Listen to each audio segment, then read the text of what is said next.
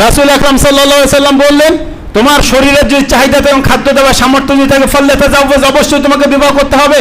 কেন? ফাইন্নাহু আগাসুল লিল বাসারে, যদি যুবকরা বিয়ে করে তারা তাদের চোখকে সংযত করতে পারবে, ও আহসানুল লিল ফরজে, নিজের শরমগাকে হেফাজত করতে পারবে, ওয়া ইল্লাম ইয়াস্তাদিফু আলাইহি বিসসাম, আর যদি এই খেতে দেওয়ার ক্ষমতা না থাকে, যুবকের জন্য বলা হয়েছে যে তোমাকে সিয়াম রাখতে হবে, ফাইন্নাহু লাহু বিজাউন, এটাই হচ্ছে তোমার খায়েশাতকে দমন করার জন্য ঢাল। তাহলে এখানে যুবকদের রাসূল সাল্লাল্লাহু আলাইহি ওয়াসাল্লাম বললেন যে বিবাহ করতে হবে যদি তোমার খেতে দেওয়ার এবং শরীরের চাহিদা থাকে, না হলে সিয়াম রাখতে হবে। 5 নম্বর হচ্ছে পায়ে হেঁটে যাওয়া। পায়ে হেঁটে ঈদের নামাজ পড়তে যাবে, এটা হচ্ছে সুন্নাত। এখন তো যদি কারো ইমার্জেন্সি হয়ে যায়, দেখা যাচ্ছে সে এই পথ হাঁটতে পারবে না, বা সময় কোনো রকমভাবে তার পার হয়ে গেছে, তাড়াতাড়ি নামাজ ধরতে পারে, তো আপনার সুন্নাতে আমল হবে না। তো চেষ্টা করবেন ঈদ একদিন অন্তত আধা ঘন্টা 40 মিনিট আগে বেরিয়ে পায়ে হেঁটে সুন্দরভাবে, আলহামদুলিল্লাহ সবাই প্রায় পায়ে হেঁটেই যায়, দেখতেও ভালো লাগে। অন্যান্য জাতিরাও দেখে যে সত্যি মুসলিমদের মধ্যে এই যে সাদা পাঞ্জাবি, সাদা পায়জামা, মাথায় টুপি করে, হাতে অনেকেই আপনার ওই কি বলে পাটি, নামাজের পাটি, বিছানা নিয়ে যখন হেঁটে হেঁটে যান, সত্যিই ভালো লাগে। এইভাবে সকলে মিলে আমরা ওই পায়ে হেঁটে হেঁটে ঈদগাহে যাওয়ার জন্য চেষ্টা করব।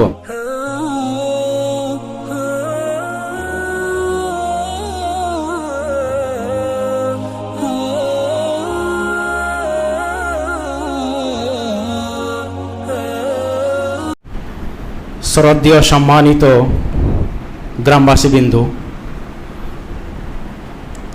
সমস্ত প্রশংসা সেই মহান রব্বুল আলামিনের, যে মহান রব্বুল আলামিন আজকে রমজানুল মুবারক মাসের 25টা রোজা আমরা করতে চলেছি। দিন আসে দিন চলে যায়, রমজান মাস শুরু হলো, রমজান মাস চলে যাবে, আমরা এসেছি, আমরাও চলে যাব। যে আল্লাহ রাব্বুল আলামিন আমাদেরকে রমজানুল মুবারক মাসের 25টা রোজা করার যিনি তৌফিক দিয়েছেন, যে আল্লাহ রাব্বুল আলামিন যিনি আমাদেরকে এই বরকতময় মাসটাকে পাইয়ে দিয়েছেন, সেই মহান রব্বুল আলামিনের সংক্ষিপ্ত প্রশংসা স্বরূপ আমরা সকলে একবার উচ্চস্বরে বলি আলহামদুলিল্লাহ। তারপরে পরে নবীদের শেষ নবী, সারা বিশ্বের নবী, আখিরি নবী, বিশ্ব মানবতার দূত, যিনি তার সারা জীবনটাই উম্মতের জন্য অক্লান্ত পরিশ্রম করেছিলেন, যিনি মানুষদেরকে হিদিনাস সিরাতাল মুস্তাকিমের রাস্তা দেখিয়ে গেছেন, যিনি স্পষ্ট করে গেছেন এটা জাহান্নাম, এটা জান্নাত, এই কাজ করলে জান্নাতে যাবে, এই কাজ করলে জাহান্নামে যেতে হবে, সেই মহামানব, সারা বিশ্বের নবী, আখিরি নবী হযরতে মুহাম্মদ বলুন সাল্লাল্লাহু আলাইহি ওয়াসাল্লামের উপরে দরুদ ও সালাম ঝরে পড়ুক। আল্লাহুম্মা সাল্লি আলাইহি, আল্লাহুম্মা আমিন। আমি আপনাদের সম্মুখে পবিত্র কোরআনের একটা আয়াত পড়েছি এবং হাদিস থেকে 2টো হাদিস পড়েছি। ইনশাআল্লাহ তাআলা এগুলোকে সামনে রেখে আনুষঙ্গিক কিছু কথা বলে আমি আমার বক্তব্য শেষ করব। ওমা তৌফিকি ইল্লা বিল্লাহ। দেখেন, রুজু পবিত্র মাস যখন শুরু হয়েছিল, প্রথমেই আমি বলেছিলাম যে রমজান মাস যখন আসে, যখন শুরু হয়, তখন মনের মধ্যে কেমন একটা হয় যে একটা মাস থাকতে হবে। যখন শেষের দিকে আসে তখন অনেক কান্না আসে। আপনি এখান থেকে আজকে শুক্রবার, সামনে শুক্রবারে কোশ্চেন কালো, আর আপনাকে সিয়াম থাকতে হবে না, ফরজ সিয়াম। সামনে শুক্রবারে আপনি এইভাবে মাগরিবের আগে বসে থাকলে আপনাকে কেউ আর ইফতার দেবে না, ওইভাবে তারাবি পড়া হবে না, আর কিছুই, আবার সে একটা বছর। রমজান মাস হয়তো সিয়াম আমরা থাকি, প্রকৃত যারা ইমানদার, যারা মুমিন, তাদের জন্য এটা কোনো কষ্টের মাস নয়। তার কারণ আমি এর আগের দিন বলেছিলাম, ওই ব্যক্তির মতো হতভাগাকে যে ব্যক্তি রমজান মাস পেল, রমজান মাস পাওয়ার পরও নিজের গুনাহ খাতাকে মিটিয়ে নিতে পারল না।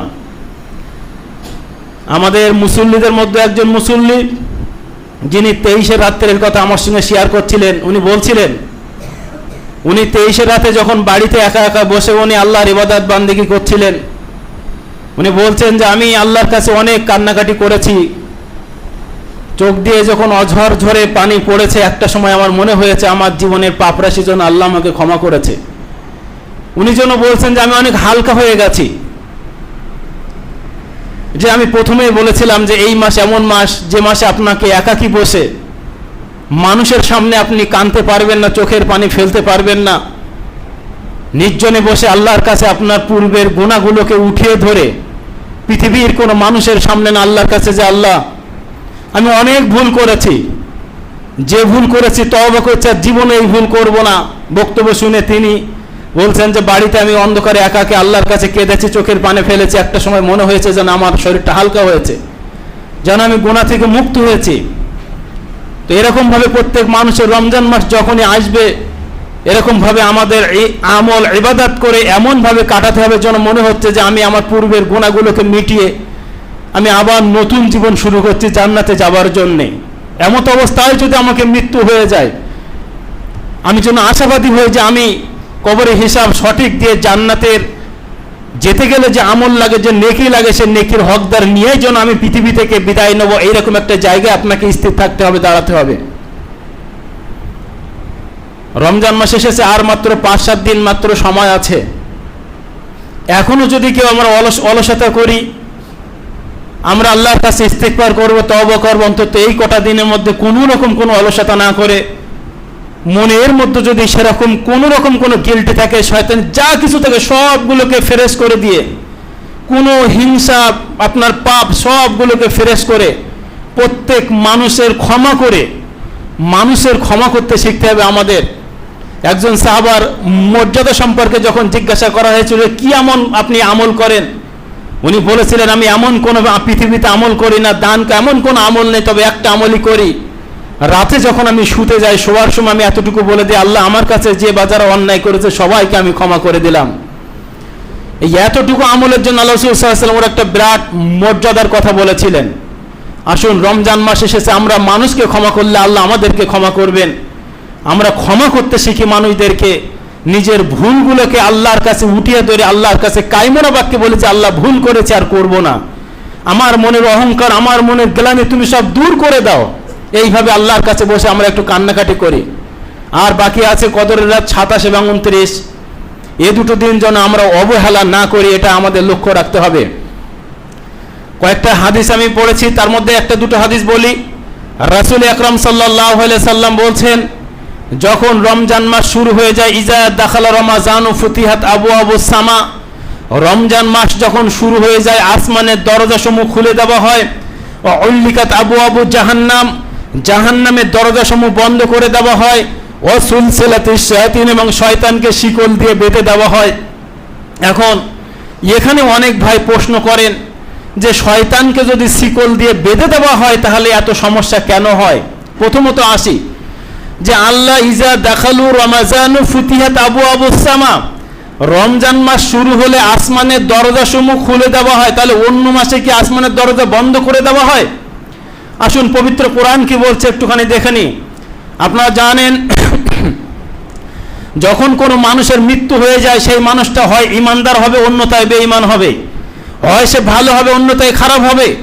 ভালো মানুষের আত্মা নিয়ে যখন আল্লাহর ফেরেশতারা উপরে উঠতে থাকে, তার জন্য আসমানের দরজা অটোমেটিক খুলে দেওয়া হয়।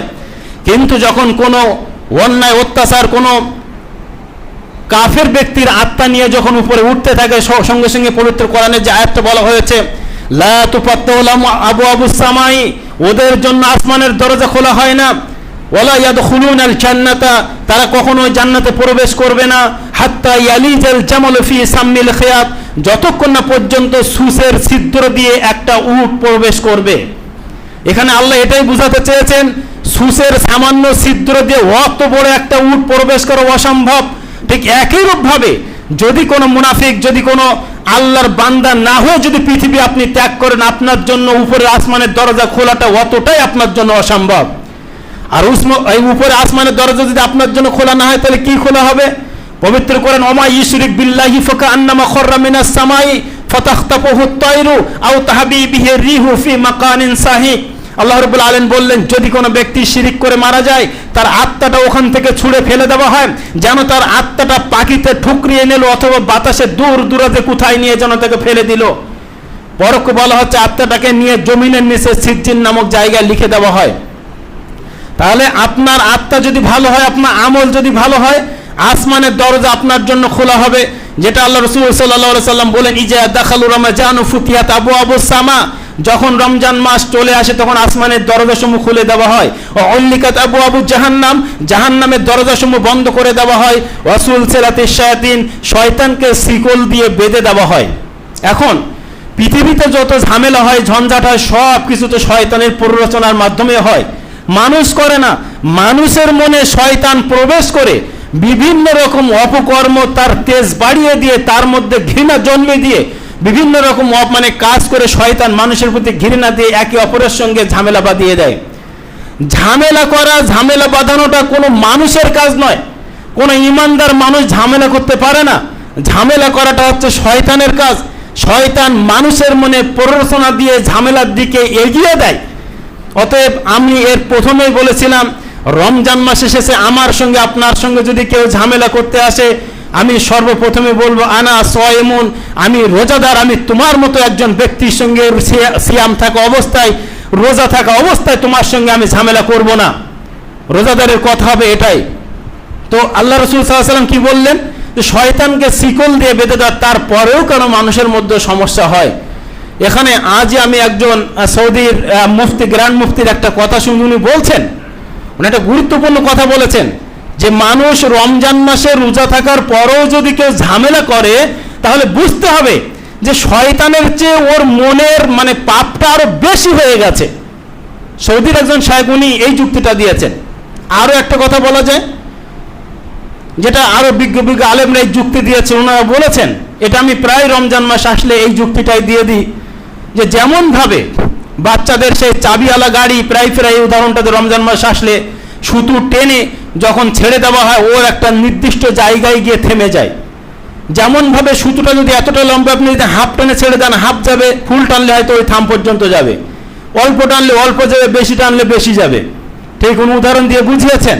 যেসব মানুষেরা এই রমজান মাসের পরেই, যারা এই একটা মাস সুন্দরভাবে আল্লাহর ইবাদত বান্দিগি করলো, ঈদের নামাজ পড়ার পরে লুঙ্গি কাপড় সব ঝেড়ে দিয়ে, পাঞ্জাবি ফাইন করে পরিষ্কার করে ইস্ত্রি করে যে বাক্সে উঠিয়ে রাখলো, যখন নামাজ কালাম সব ছেড়ে দিল, শয়তানের দলে চলে গেল।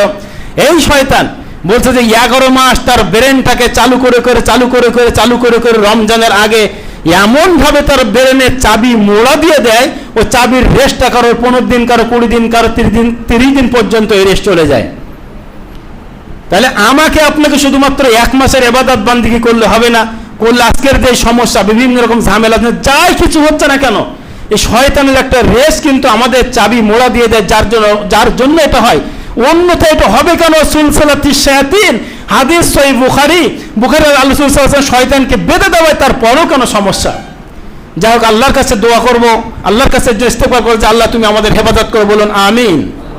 দ্বিতীয় কথা দেখেন, রমজান মাস আসলে অনেকগুলো বিধিবিধান আছে, তো এর মধ্যে অন্যতম একটা বিধিবিধান হচ্ছে, আপনারা শুনেছিলেন যে রমজান মাস যখন একদম সাহারি থেকে নিয়ে ইফতার পর্যন্ত স্বামী স্ত্রীর যে বিষয়টা, সহবাসের বিষয়টা সম্পূর্ণভাবে হারাম করা হয়েছে। এ সম্পর্কে যদি একটা কানে রিপোর্টে যদি এরকম কিছু হয়ে যায়, তার কাফারা কি, এটা আমরা একটুখানি জেনে নেব। প্রথমত বলি, আল্লাহ রাসূল সাল্লাল্লাহু আলাইহি ওয়াসাল্লামের একজন সাহাবা বলছেন, আন্না রাজুলান সাআলান নবী সাল্লাল্লাহু আলাইহি ওয়াসাল্লাম, একজন ব্যক্তি আল্লাহ রাসূল সাল্লাল্লাহু আলাইহি ওয়াসাল্লামের কাছে আসলেন, আসার পরে জিজ্ঞাসা করছেন, আনিল মুবাশারাতি লিস-সাইমি, রাসূল আকরাম সাল্লাল্লাহু আলাইহি ওয়াসাল্লামকে বললেন, ইয়া রাসূলুল্লাহ, আমি কি সিয়াম থাকা অবস্থায় আমি আমার স্ত্রীর পাশাপাশি থাকতে পারি? ফারাখাসা লাহু, রাসূল আকরাম সাল্লাল্লাহু আলাইহি ওয়াসাল্লাম তাকে রুখসাত দিলেন, তাকে হ্যাঁ বললেন। ওয়া আতাউ আখার ফাসালু ফানাহাহু, এই কথাটা শুনে দ্বিতীয় একজন ব্যক্তি আসলেন, আসার পরে জিজ্ঞাসা করছেন, ইয়া রাসূলুল্লাহ, আমিও কি একই রূপভাবে আমি আমার স্ত্রীর পাশাপাশি থাকতে পারি? রাসূল আকরাম সাল্লাল্লাহু আলাইহি ওয়াসাল্লাম বললেন, ফানাহাহু, রাসূল সাল্লাল্লাহু আলাইহি ওয়াসাল্লাম তাকে মানা করলেন। এটা কেমন কথা? একজন ব্যক্তিকে একটু আগে আল্লাহ রাসূল সাল্লাল্লাহু আলাইহি ওয়াসাল্লাম বলে, হ্যাঁ তোমরা স্বামী স্ত্রী এক জায়গায় থাকতে পারো, সিয়াম থাকা অবস্থায় থাকতে পারো। আরেকজন ব্যক্তি যখন প্রশ্ন করে রাসূল সাল্লাল্লাহু আলাইহি ওয়াসাল্লাম বললেন যে ফানাহাহু, না তুমি থাকতে পারবে না। তৎক্ষণাৎ তারপরে দেখা গেল যে ব্যক্তিকে থাকার অর্ডার দেওয়া হয়েছিল সেই ব্যক্তি ছিল শায়খুন ও নাহাহু, আর যাকে মানা করা হয়েছিল সে ছিল শাবুন জওয়ান। তাহলে বৃদ্ধ মানুষ যার কামবৃত্তি করার ক্ষমতা আছে তাকে অর্ডার দেওয়া হয়েছিল, যে ব্যক্তি যুবক তাকে বলা হয়েছিল না তুমি থাকতে পারো, যখন তখন অঘটন ঘটতে পারে। যদি এমনটা কারোর হয়ে যায়, এমনটা যদি কারোর হয়ে যায়, আল্লাহ রাসূল সাল্লাল্লাহু আলাইহি ওয়াসাল্লাম বলছেন, একটা লম্বা হাদিসের মধ্যে আল্লাহ রাসূল সাল্লাল্লাহু আলাইহি ওয়াসাল্লাম বলছেন, আল্লাহ রাসূল সাল্লাল্লাহু আলাইহি ওয়াসাল্লাম সাহাবাদেরকে নিয়ে বসে আছেন, একজন ব্যক্তি এসে বলেছেন ইয়া রাসূলুল্লাহ হালাকতু, ইয়া আল্লাহ রাসূল আমি ধ্বংস হয়ে গেছি, আমি ধ্বংস হয়ে গেছি। আল্লাহ রাসূল সাল্লাল্লাহু আলাইহি ওয়াসাল্লাম জিজ্ঞাসা করলেন কিসে তোমাকে ধ্বংস করেছে? আল্লাহ রাসূল সাল্লাল্লাহু আলাইহি ওয়াসাল্লামকে বললেন যে ইয়া রাসূলুল্লাহ আমি সিয়াম থাকা অবস্থায় সহবাস করে ফেলেছি। আল্লাহ রাসূল সাল্লাল্লাহু আলাইহি ওয়াসাল্লাম বললেন তোমার কি এমনটা ক্ষমতা আছে যে হাল তাজিদু, তোমার কি ক্ষমতা আছে যে তুমি একজন গোলামকে আজাদ করে দেবে? তোমার কি কোনো গোলাম আছে যাকে তুমি আজাদ করে দেবে? ব্যক্তিটি বললেন যে ইয়া রাসূলুল্লাহ আমার কোনো গোলাম নেই। আল্লাহ রাসূল বললেন দ্বিতীয় অপশন, তোমাকে 60 দিন মুতাতাবিআইন, এখানে শব্দ পরস্পর ভাবে, একটা শুধুমাত্র ভুল করার জন্য তোমাকে কন্টিনিউ 60 দিন তোমাকে সিয়াম পালন করতে হবে। উনি বলছেন যে রাসূলুল্লাহ এটাও আমার জন্য অসম্ভব। তৃতীয় অপশন যে তোমাকে 60 জন মিসকিনকে খাওয়াতে হবে। উনি বলছেন ইয়া রাসূলুল্লাহ এই যে দুটো পাহাড় দেখছেন, এই দুই পাহাড়ের মধ্যে আফকারা মিন্নি, আমার যে গরিব মানুষ এই পাহাড়ের মধ্যে আর কেউ নেই। আল্লাহ রাসূল সাল্লাল্লাহু আলাইহি ওয়াসাল্লাম তখন বললেন তুমি ওয়েট করো। কিছুক্ষণ পরে একটা থলিতে কিছু খেজুর আসলো, খেজুরগুলো আসার পর আল্লাহ রাসূল সাল্লাল্লাহু আলাইহি ওয়াসাল্লাম ওকে বললেন এইগুলো যাও নিয়ে যাও, তুমি তোমার ফ্যামিলিদেরকে খাইয়ে দেবে। যাক, মূল যেটা তিনটে বিষয়, যদি এমনটা কারোর হয়ে যায় তাহলে প্রথমত গোলাম আজাদ আমাদের সমাজে নেই, এই দুটোর মধ্যে আপনাকে একটা করতেই হবে। এক, আপনাকে 60 দিন পরস্পর সিয়াম পালন করতে হবে। আপনি 50টা পরস্পর করেছেন, 51 দিনের মাথায় যদি আপনার ভেঙে যায় তাহলে আবার গোড়া থেকে শুরু করতে হবে। আর এটা যদি কষ্টসাধ্য হয়ে যায় তাহলে 60 জন মিসকিনকে আপনাকে খাওয়াতে হবে। অতএব সাবধান, যদি এরকম কারো হয়ে যায় তাহলে সেখান থেকে আমরা ফিরে আসব। যুবক যারা আছি, সিয়াম রাখলে কি হয়, আজকের অধিকাংশ যারা আমরা গার্জিয়ান আছি, আমরা ছেলেদেরকে বলি যে নিজের পায়ে দাঁড়াতে হবে। দেখেন, পায়ে দাঁড়াতে গিয়ে এমনটা যদি হয়ে যায় যে আমার ছেলে যদি ব্যভিচার, আমার মেয়ে যদি ব্যভিচারে লিপ্ত হয়ে যায়, তার গুনাহটাও কিন্তু আমার ঘাড়ে চলে আসবে। আল্লাহ রাসূল সাল্লাল্লাহু আলাইহি ওয়াসাল্লাম বলেছেন ইয়া মাশারাস শাবাব মান ইসতাতা মিনকুমুল বাআত, এই যুবকের দল, এই যুবকের দল, ইয়া মাশারাস মান ইসতাতা মিনকুমুল বাআত, তোমরা যদি খাদ্য দেওয়ার সামর্থ্য রাখো ফালিয়াতাজাওয়াজ, অবশ্যই তোমরা বিবাহ করো। দুটো কথা বলেছে, নিজের শরীরের চাহিদা যদি থাকে এবং খাদ্য দেওয়ার সামর্থ্য যদি থাকে। আব্দুর রহিম সাহেব, অত ঘুমোচ্ছেন কেন? রাসূল আকরাম সাল্লাল্লাহু আলাইহি ওয়াসাল্লাম বললেন তোমার শরীরের যদি চাহিদা এবং খাদ্য দেওয়ার সামর্থ্য যদি থাকে ফালিয়াতাজাওয়াজ, অবশ্যই তোমাকে বিবাহ করতে হবে। কেন? ফাইন্নাহু আগাসুল লিল বাসারে, যদি যুবকরা বিয়ে করে তারা তাদের চোখকে সংযত করতে পারবে, ও আহসানুল লিল ফরজে, নিজের শরমগাকে হেফাজত করতে পারবে, ওয়া ইল্লাম ইয়াস্তাদিফা আলাইহি বিসসাম, আর যদি এই খেতে দেওয়ার ক্ষমতা না থাকে, যুবকের জন্য বলা হয়েছে যে তোমাকে সিয়াম রাখতে হবে। ফাইন্নাহু লাহু বিজাউন, এটাই হচ্ছে তোমার খায়েশাতকে দমন করার জন্য ঢাল। তাহলে এখানে যুবকদের রাসূল সাল্লাল্লাহু আলাইহি ওয়াসাল্লাম বললেন যে বিবাহ করতে হবে যদি তোমার খেতে দেওয়ার এবং শরীরের চাহিদা থাকে, না হলে সিয়াম রাখতে হবে। যাই হোক, আমি সেদিকে যাচ্ছি না। যদি এমন টাকারও হয়ে যায় রমজান থাকা অবস্থায়, তার কিন্তু কাফফারা এটা, অন্যদিন সিয়াম তো রাখতেই হবে একটা, তার এই দুটো কাফফারার মধ্যে যে কোনো একটা তাকে করতে হবে, এটার জন্য আমাদের খেয়াল থাকে। আসুন এবার আসি ফেতরার বিষয়ে দু একটা কথা বলি সময় শেষের দিকে। ফেতরাটা আমরা সকলে কম বেশি আলহামদুলিল্লাহ জানি, আর আমরা এখানে প্রতিষ্ঠিত করতে পেরেছি, এটা আল্লাহর কাছে হাজারো শুকরিয়া। ফেতরাটা আমরা খাদ্যদ্রব্য দিয়েই দেব, এবং ফেতরাটা দু একজন এনে ফেলেছেন। ফেতরাটা সবচেয়ে ভালো ঈদের 2-1 দিন আগে ফেতরাটা দেওয়া। দেখেন, জাকাত আর ফেতরার মধ্যে কিছু পার্থক্য আছে, এটা আপনাকে খেয়াল করতে হবে। জাকাত ওই যে 8 রকম যে পবিত্র কোরআন সূরা তাওবার 60 নম্বর আয়াতে আছে, ওখানে জাকাত দেওয়া যায়। জাকাত তো আপনি বছরের যে কোনো সময় দিতে পারেন, 1 বছরের মাথায় জাকাত দিতে হয়, আপনি 1 বছর হিসাব করে যে কোনো সময় জাকাতটা দিতে পারেন। অধিকাংশ মানুষ রমজান মাসে দেয়, সবাই আমরা জানি যে এই মাসে একটা নেকির বিষয় আছে, এই জন্য দেওয়া হয়। দ্বিতীয় কথা, ফেতরাটা আপনার ঈদের নামাজের পরে যদি কেউ ফেতরা দেয় তাহলে কিন্তু তার ফেতরা বলে গণ্য হবে না, এটা মাথায় রাখতে হবে। ফেতরাটা দিতে হবে 2-1 দিন আগে। তো আমরা যেটার আগেও করেছি, 27 রোজার পর থেকে ইনশাল্লাহ আমরা ফেতরা এখানে জমা করব। আপনি 27-28 এই 2 দিন ফেতরা জমা করুন, এবং 29-এর দিন বিকালে যেভাবে দেওয়া হয় প্রতি বছর যেভাবে দেবো ওইভাবে ফেতরা ইনশাআল্লাহ তাআলা দেওয়া হবে। তাহলে ফেতরাটা আপনারা সবাই এটাই করবেন যে ফেতরাটা এখানেই নিয়ে আসবেন, জমা করার চেষ্টা করবেন ফেতরার বিষয়টা। এবং আমরা সকলেই জানি প্রত্যেক মাথা পিছু আপনার ছোট বড় আপনার যারাই আছে ফ্যামিলিতে, এখানে প্রশ্ন আসবে যদি আপনার পেটে বাচ্চা থাকে তার ফিতরা আছে কিনা। না, পেটে বাচ্চা যদি ঈদের আগে ভূমিষ্ঠ না হয় তাহলে ফিতরা দিতে হবে না। ঈদের আগে যদি ভূমিষ্ঠ হয় তাহলে অবশ্যই ফিতরা দেবেন। আচ্ছা, ফিতরাটা কি জন্য দেওয়া হয়? মূলত ফিতরাটা দেওয়া হয় তার কারণ হচ্ছে আমরা যে সিয়াম থাকি, এই সিয়ামের একটা কাফারা স্বরূপ। যে সিয়ামের মধ্যে অনেক ভুল হয়ে যায়, কথা কম বলতে হয়, সেগুলো বেশি বলা হয়, বা কোনো রকম যেগুলো ভুল হয়ে যায় তার কাফারা স্বরূপ আমাদেরকে ফিতরা দিতে হয়। এখানে প্রশ্ন আসবে তাহলে বাচ্চাদের তো সিয়াম ফরজ নেই, তাদের কেন দিতে হয়? তো তাদেরটা এই মাসে দান স্বরূপ হয়ে যাবে, আমাদেরটা কাফারা স্বরূপ, তাদেরটা হয়ে যাবে দান স্বরূপ। ফিতরাটা কেন ঈদের আগে দিতে হয়? আল্লাহ রাসূল সাল্লাল্লাহু আলাইহি ওয়াসাল্লাম বলছেন, এমন মানুষ আছে যারা ঈদের দিনও চিন্তা করে, তাই তো ঈদের দিন ওই দিন একদিন কাজ না করলে একদিন তো আমার সমস্যা হয়ে যাবে। তো এইটার জন্য কোনো মানুষ না ভাবে যে ঈদের দিন কাজ না করলে আমার সমস্যা হবে, এই সমস্যাটা যেন না ভাবে, ঈদ মানে খুশি খুশি হিসাবেই যেন ঈদের দিন কাটাতে পারে। এই জন্য ঈদের আগেই যদি তার ঘরে 10 কেজি 15 কেজি 20 কেজি 40 কেজি যদি চাল চলে যায়, এটা তার মনে একটা বিরাট পাওনা যে যাক 40 কেজি চাল এসেছে, অন্তত 15 দিন 20 দিন ভালো হবে, তো খেতে পারবো, ভালো থাকতে পারবো। অন্তত সেও যেন আমাদের সাথে, আমরা যারা সচ্ছল ব্যক্তি তাদের সঙ্গে যেন সমানভাবে আনন্দ উপভোগ করতে পারে, এই জন্য ঈদের আগে আগেই আপনাকে ফিতরাটা বন্টন করতে হবে। আসুন এবার আসি ঈদগার বিষয়ে। ঈদের কিছুটা সুন্নাত আছে, সুন্নাতগুলো কি কি একটুখানি একদম সংক্ষেপে আমরা দেখে নেই। ঈদের সময় নামাজের সময় করা হয়েছে, এটা বলে দেই। আমাদের পুরুষদের জন্য সময় করা হয়েছে 7টা, আমরা ঠিক 7টায় ইনশাল্লাহ আমাদের নামাজ শুরু হবে। 7টার আগে আগে যেমনভাবে আমাদের পশ্চিম পাড়ার মানুষ আমরা আগে আগে গিয়ে ঈদগাহ চলে যায়, ঠিক ওইভাবে আমরা চলে যাব। 7টায় আমাদের ঈদের নামাজ ইনশাআল্লাহ তাআলা শুরু হবে। মহিলাদের আমার এখানে 8টায় শুরু হবে। ঈদের দিনের জন্য কিছু সুন্নাত আছে, সুন্নাতগুলো বলে দিই। 8 থেকে 10টা সুন্নাত আমি ঠিক করেছি।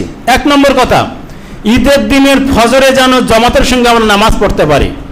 একান্ত যদি কেউ জামাতে নামাজ না আসতে পারে, বাড়িতেও যার অসুবিধা, যে চলতে পারেন এমন কোন অসুবিধা ব্যক্তি ফজরের নামাজ পড়া, এটা ঈদের দিনে প্রথমেই ফজর থেকে শুরু হচ্ছে, আপনাকে ফজরের নামাজ জামাতে পড়তে হবে। দ্বিতীয় কথা, দ্বিতীয় যারা সুন্নাত আমরা জানি, একটা ঈদ হচ্ছে আমরা বলি খেয়ে ঈদ, আর একটা হচ্ছে না খেয়ে ঈদ। কুরবানি ঈদটা আমরা জানি যে না খেয়ে আমাদের ঈদগাহ যেতে হয়, আমরা ওখান থেকে নামাজ পড়ে এসে আমাদের পশু জবাহ করার পরে তারপর আমরা আমাদের যেটা খাবার আমরা খাই কুরবানি করার পরে। আর ঈদুল ফিতরের নিয়ম হচ্ছে আমরা সকালে কিছু খেয়ে তারপরে আমরা ঈদগাহে যাব ঈদের সালাত আদায় করার জন্যে। কি খাবেন? সবচেয়ে ভালো হচ্ছে যে খেজুর খাওয়াটা সুন্নাত। আপনি তারপরেও 1 মাস পরে খাবেন, খেজুরের পরে আরও অনেক কিছু খেতে পারেন, তবে খেজুর 3টে খেজুর আপনি খাবেন, তারপরে সিমাই লাগছে হানাতনা যা কিছু আছে আপনি খেতে পারেন। তো কিছু খেয়ে আমরা অবশ্যই ঈদগাহে যাব ঈদের নামাজের জন্য। 3য় নম্বর সুন্নাত হচ্ছে ঈদের দিনের জন্য গোসল করা, আতর মাখা এবং ব্রাশ বা দাঁতন, এটা তো আমরা করি আলহামদুলিল্লাহ। তো এগুলো আমাদের করা, এটা 3য় নম্বর সুন্নাত। অবশ্যই গোসল ব্রাশ এখন যেভাবে করতে এগুলো আমরা করে আমরা ঈদগাহে চলে যাব। 4র্থ নম্বর হচ্ছে উত্তম পোশাক পরা। আচ্ছা, উত্তম পোশাক মানে কি? নতুন পোশাক, এইটাই তো আমরা ভাবি নাকি? অনেকের এটা ধারণা আছে যে তাই তো ঈদের দিন যাব, একটা নতুন জামা না হলে হয়। এই ধারণাটা কিন্তু ভুল। আর বিশেষ করে উপরে যারা মা এবং বোনেরা আছেন, আপনারাও এই বিষয় নিয়ে স্বামীর উপরে চাপ দেন যে একটা বছর ঈদের দিন তুমি কিছু দেবো না, তুমি কি নাম কিপটিয়ে সবাই ভালো নতুন জামা পরে, এই বিভিন্ন কথা আপনারা বলেন। উত্তম পোশাক মানে দোকান থেকে নতুন পোশাক এনে নতুন পোশাক নয়। উত্তম পোশাক মানে পোশাকটা আপনার পুরনো হোক, সেটা যেন পরিষ্কার পরিচ্ছন্ন হয়। সেটা সেলাই করা জামাও হতে পারে, জামাটা যেন পরিষ্কার পরিচ্ছন্ন হয়। আপনি ভালো একটা জামা কিনে 3 দিন পরে এমনভাবে করেছেন, গরমে গা ঘেমে গন্ধ, আপনার পাশে যে ঈদের নামাজ পড়তে গেছে নামাজ পড়তেই পারে না, এর নাম উত্তম পোশাক নয়। আপনার যে পোশাকটাই পরে আপনি ঈদগাহে যাবেন, পোশাকটা যেন পরিষ্কার পরিচ্ছন্ন হয়। যদি আপনি নতুন পরেন আলহামদুলিল্লাহ ভালো, আমি এর মানে এই নয় মা এবং বোনের আপনারা তো ভাববেন যে যা একটা শাড়ি নিতে আমি শাড়ি নেওয়া বন্ধ হয়ে গেল। আমি বন্ধ করছি না, আপনার স্বামী যদি দেয় আপনি নেবেন, অবশ্যই নতুন জিনিস পরে আপনি ঈদগাহে যেতে পারেন। উত্তম পোশাক মানে অবশ্যই ভালো, আপনি নতুন কিনে, কিন্তু এর মানে এই নয় যে স্বামীর সবসময় তো হাত ভালো যায় না। স্বামীর সবসময় হাত ভালো যায় না, যে এবার হয়তো বলছে যে দেখো যেটা আছে ওটা তো ভালো আছে, ওইটা পরে নাই, একবার তো মাত্র ওই জায়গায় পরে এলেন, তারপরে শোন না তোমার দিতে হবে। বাজার আমার যুবক আছে, আমরা হয়তো এরকমটা বাবার সঙ্গে করি। বাবারা তো সবসময় চেষ্টা করে, একজন স্বামী এটাও চেষ্টা করে যে আমার স্ত্রী ভালো পোশাক পরবে, একজন বাবা সেও চেষ্টা করে যে আমার সন্তান সুন্দর জামা কাপড় পরবে, কিন্তু সময় সময় বাবা পেরে ওঠে না। বাবার বিভিন্ন রকম সমস্যার জন্য বাবা পেরে ওঠে না, স্বামীর বিভিন্ন রকম অসুবিধার জন্য স্বামী অনেক সময় পেরে ওঠে না। অতএব পারা না পারার উপরে লক্ষ্য রেখে আমরা এটা করব। নতুন পোশাক হলে আলহামদুলিল্লাহ, নতুন যদি না হয়, যদি পুরনো হয় সেটা পরিষ্কার পরিচ্ছন্ন করে আমরা ঈদের নামাজ পড়তে যাব। 3, 4, 5 নম্বর হচ্ছে পায়ে হেঁটে যাওয়া। পায়ে হেঁটে ঈদের নামাজ পড়তে যাবে, এটা হচ্ছে সুন্নাত। একান্ত যদি কারো ইমার্জেন্সি হয়ে যায়, দেখা যাচ্ছে সে এই পথ হাঁটতে পারবে না বা সময় কোনো রকমভাবে তার পার হয়ে গেছে, তাড়াতাড়ি নামাজ ধরতে পারে, তো আপনার সুন্নাতে বা আমল হবে না। তো চেষ্টা করবেন ঈদ একদিন অন্তত আধা ঘন্টা 40 মিনিট আগে বেরিয়ে পায়ে হেঁটে সুন্দরভাবে, আলহামদুলিল্লাহ সবাই প্রায় পায়ে হেঁটেই যায়, দেখতেও ভালো লাগে।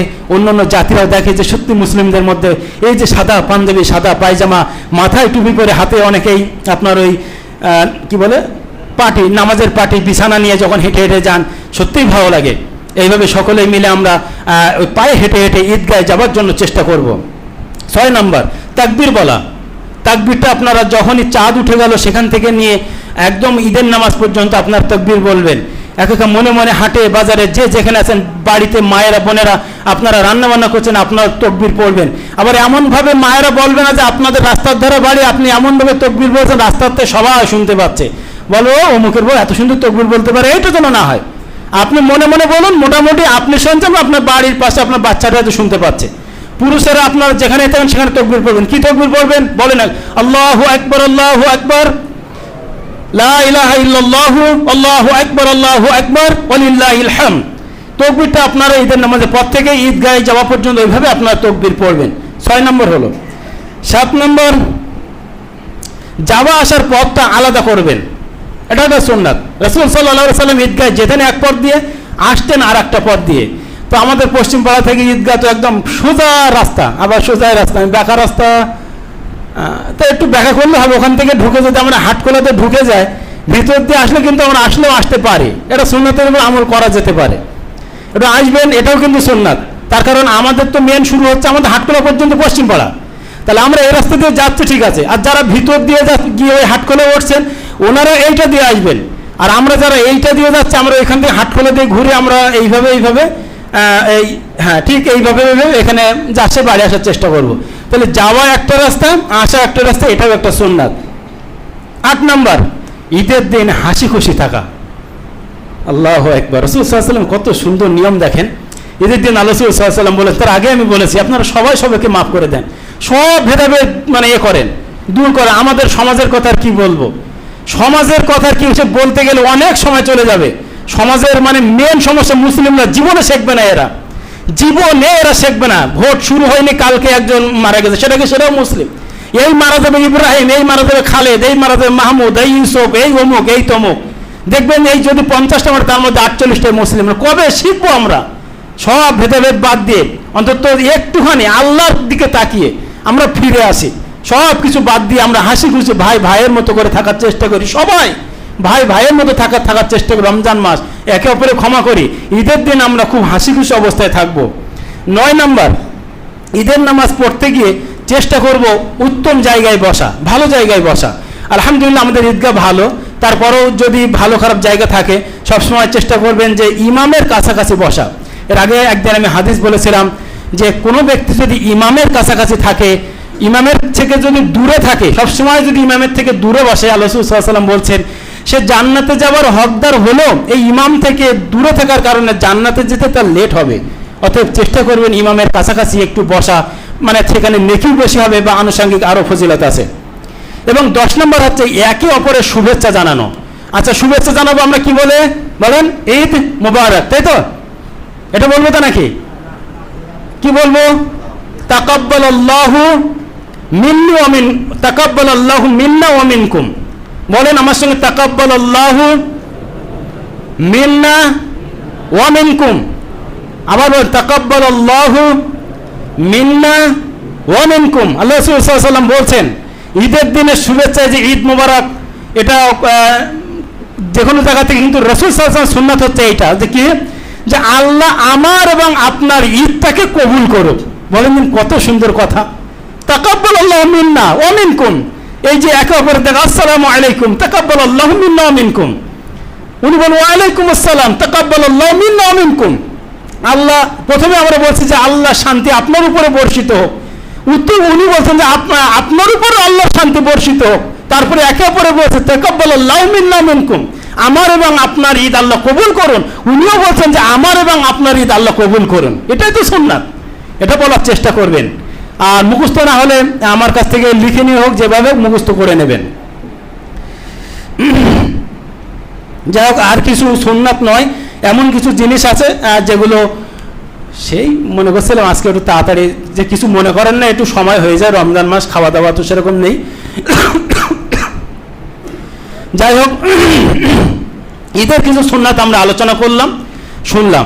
যেটা আরও একটা বিষয় কালকেও আলোচনা করছিলাম, এই রমজান মাসে একটুখানি চেষ্টা করবেন আপনাদের যাদের মা বাবা নেই, ভাই বোন নেই, আত্মীয় স্বজন নেই, মানে কাছাকাছি কেউ নেই, এমন মানুষ যারা নেই, তাদের জন্য কিছু দান করার। হঠাৎ করে আমাদের সভাপতির সঙ্গে আলোচনা করছে, উনি বলছিলেন যে আমার শ্বশুরের নামে একটা ইঞ্জিন আছে, মেশিন, বলছে যে ওনার নামে মেশিনটা আমি আল্লাহর কাছে দান করি রমজান মাসে। এরকমভাবে চেষ্টা করবেন আপনাদের যারা হেতাকাঙ্ক্ষী ছিলেন, যারা কাছের মানুষ ছিলেন, আপনাদেরকে যারা ভালোবাসতো, যে বাবা আপনার জন্য 10 বিঘি 15 বিঘি সম্পদ রেখে গেছে, সে বাবার দিকে লক্ষ্য করে রাসূল সাল্লাল্লাহু আলাইহি ওয়াসাল্লাম যে হাদিসের দিকে লক্ষ্য করে তারা আমাদের দিকে চেয়ে থাকে যে আমি তো ওদের জন্য অনেক কিছু ছেড়ে এসেছি। আমাদের পৃথিবীর আমল, দুটো আমল তাদের কাছে চলে যায়, একটা হচ্ছে দান আর একটা হচ্ছে দোয়া। আমরা যদি তাদের জন্য দোয়া করি, যদি পিতামাতা রব্বির হামহুমা কামা রব্বায়ানি সগীরা, দোয়া করো যদি সন্তান, আল্লাহ তুমি আমার সন্তানকে ক্ষমা করো। যদি আমার ভাই হয়, আল্লাহ আমার ভাইয়ের হয়তো কোনো পাপ করেছিল, তুমি ক্ষমা করো, আপনি রক্তের জিনিস, তার জন্য দোয়া করবেন।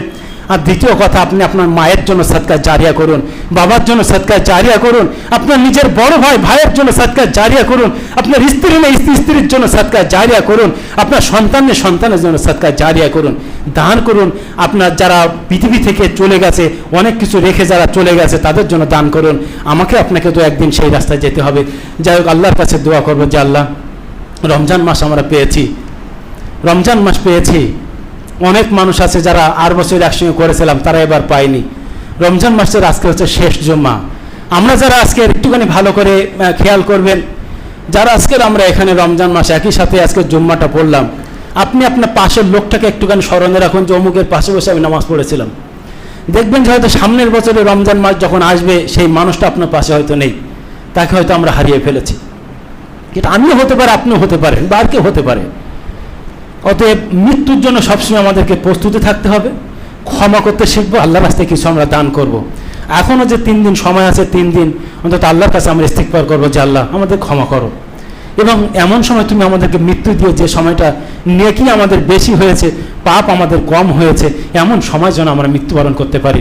আল্লাহর কাছে দোয়া করো যে আল্লাহ, আমরা যেগুলোই আলোচনা করি এবং শুনি, তার উপরে যেন আমরা পুঙ্খানুপুঙ্খভাবে আমল করতে পারি, সেই তৌফিক তুমি দাও। সকলে বলেন আমিন। আল্লাহ, রমজান মাস আমরা 1 মাস কাটিয়েছি, 1 মাস যাবত আমরা সিয়াম থেকেছি। সিয়ামের মধ্যে আমাদের অনেক ভুল হয়েছে। কথা বলছেন কেন আপনারা কথা বলছেন কেন? কি আশ্চর্য ব্যাপার! 1 মাস যাবত যে আমরা সিয়াম পালন করেছি, সিয়ামের মধ্যে আমাদের জানা অজানা অনেক ভুল হতে পারে, মানুষ আমরা। তবু আল্লাহ, তোমার কাছে আমরা দোয়া করি, জেনে হয়তো ভুল করেনি, অজানা যদি কোনো ভুল করে থাকি, যে ভুলটা আমাদের সিয়ামের জন্য খাতরা হতে পারে, সে ভুলটাকে তুমি ভুল না ধরে আমাদের সিয়ামটাকে তুমি তোমার দরবারে কবুল করে নাও। সকলে বলেন আমিন। ই আল্লাহ, রমজান মাসে আমরা অনেকে দান করেছি, করছি এবং করব। অনেকেই আমরা ইফতার দিয়েছি। ইফতারের যে বিরাট নেকির কথা বলা হয়েছে, দানের নেকির কথা বলা হয়েছে, যেগুলো করেছি সেগুলো তুমি তোমার দরবারে কবুল করে নাও। বলুন আমিন। ই আল্লাহ, যেদিন পৃথিবী থেকে আমরা বিদায় নেব, সেদিন যেন ঈমানের সঙ্গে বিদায় নিতে পারি, এবং শেষ সময় যেন আমরা কালেমায়ে শাহাদাত পড়ে যেন আমরা মৃত্যুবরণ করতে পারি, সেই তৌফিক তুমি দাও। সকলে বলেন আমিন। বারাকাল্লাহু ফিকুম ওয়া জাওয়াদান কারিমান মালাকুম বারুফুর রহিম।